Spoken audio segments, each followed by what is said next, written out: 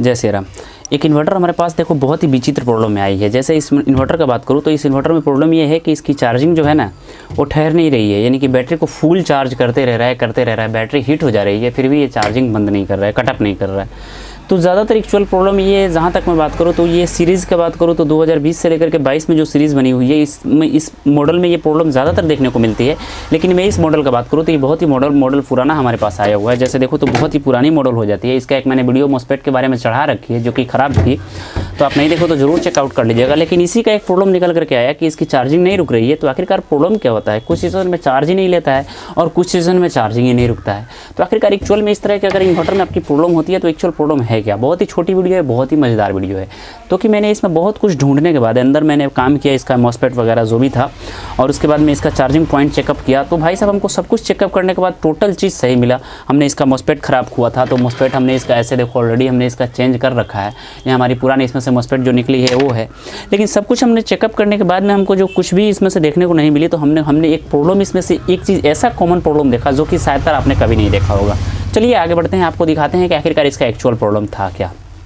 सो मेरे भाई इन्वर्टर का बात करूँ तो इसमें मॉस्फेट दोनों चैनल का जला हुआ था, जो कि P55 इसमें लगाया हुआ था। हम इसमें 3205 का मॉस्फेट यूज़ किए जो कि काफ़ी स्ट्रॉन्ग होता है और इन्वर्टिंग हमारी सही से काम कर भी रही है। लेकिन फिर भी इसमें प्रॉब्लम जो कि था चार्जिंग रिलेटेड, तो ये प्रॉब्लम आपका ज़्यादातर बेसिकली प्रॉब्लम ये 18 से 22 के सीरीज़ में इसलिए होता है। जैसे मैं आपको पहले ये स्टार्टिंग में ही बताया कि ये ये जो प्रॉब्लम था ये आपका 18 से लेकर के और 23 तक की जो भी इन्वर्टर आई है, 22 तक की जो भी इन्वर्टर आई है, उसमें ज़्यादातर प्रॉब्लम ये देखने को मिली है। इसलिए ताकि ये जो वायर उसकी देती है ये प्योर एल्युमिनियम की वायर दी है, यानी कि जो 18 से और 22 के सीरीज़ में जो भी इन्वर्टिंग है सभी में ये वाली जो वायर होती है मेन वायर, ये टोटल वायर एल्युमिनियम से दी हुई है। लेकिन फिर भी इसमें कॉपर की वायर है, फिर भी ये प्रॉब्लम इसमें देखने को मिली। तो मेरे भाई साहब मैंने इसमें एक चीज़ फेस किया जो कि काफ़ी यूनिक है। चलिए मैं आपको थोड़ी सी नज़दीक से दिखाता हूँ।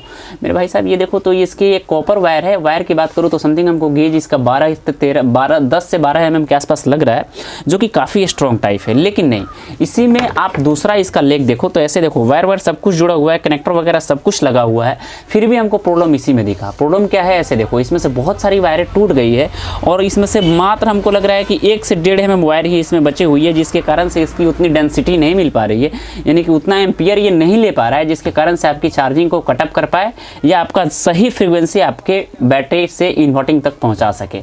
तो ये कट जाने के कारण से आपकी इन्वर्टर की ये प्रॉब्लम आ गई है इसमें। तो हमको प्रॉब्लम यही देखने को मिली, ताकि हमने अंदर पूरे खंगाले इसमें कोई भी प्रॉब्लम हमको देखने को नहीं मिली। तो हम फाइनल इसका डिसीजन ये किए हुए हैं कि इसको हम कट कर देंगे, ताकि इसमें से बहुत ही कम वायर लगी थी। तो ये तो हमको अब मिलेगी नहीं, इसका ये नहीं मिलेगा। तो हमने इसका ऑलरेडी ऐसा देखो मार्केट में ऑलरेडी ऐसा मिलता है जिसको कि क्लैंप बोली जाती है। कितने लोग इसको थ्रेड भी बोलते हैं, कितने लोग इसको क्लैंप भी बोलते हैं। तो हम इसको क्लैंप इसमें अब इंस्टॉल करने वाले हैं। जैसे आप रेड वाले में देखो तो सेम टू यू उसी टाइप का आपको मतलब लगाया गया है, जो कि रेड वाला है सेम टू यू उसी टाइप का लगाया गया है। और ब्लैक वाले में भी हम सेम टू यू उसी टाइप का लगाने वाले हैं। जैसा इसमें लगाया है सेम टू यू हम उसमें भी वैसा ही लगाने वाले हैं, ताकि दोनों आपका सेम रूप से हो जाए।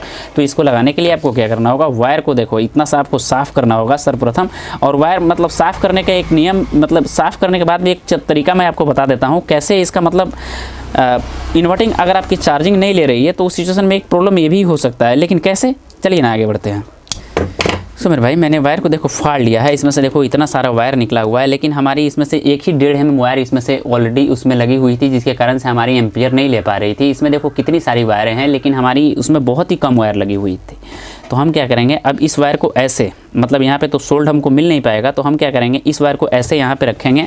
और उसके बाद देखो कैसे कैसे इसका करना है, सारी की सारी प्रोसेस आप देखो। एक नीचे से आपको सपोर्ट लगा करके ऐसे देखो दोनों साइड से, सर्वप्रथम इस दोनों साइड से इसके दोनों मुख को आपस में टेढ़ कर लेना होगा, ऐसे टेढ़ा, ऐसे टेढ़ा कर लिए। अब इसको थोड़ा सा राउंड करना होगा और राउंड करके और इसमें ढुका देना होगा। और उसके बाद में ऐसे देखो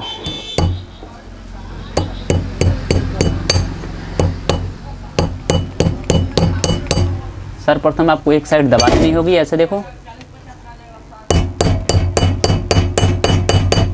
और फिर से उसके बाद दूसरे हिस्से को भी, पहले एक हिस्सा फिर से दूसरा हिस्सा इसी पे दबा करके उसके बाद चेक कर लेना हो कि हमारी वायर तो कहीं से इसमें से नहीं घसक रही है। तो नहीं घसक रही है मेरे भाई।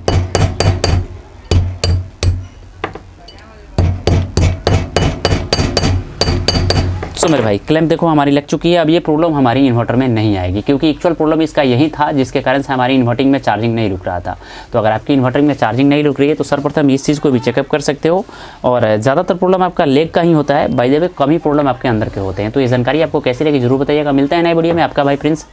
जय श्री राम।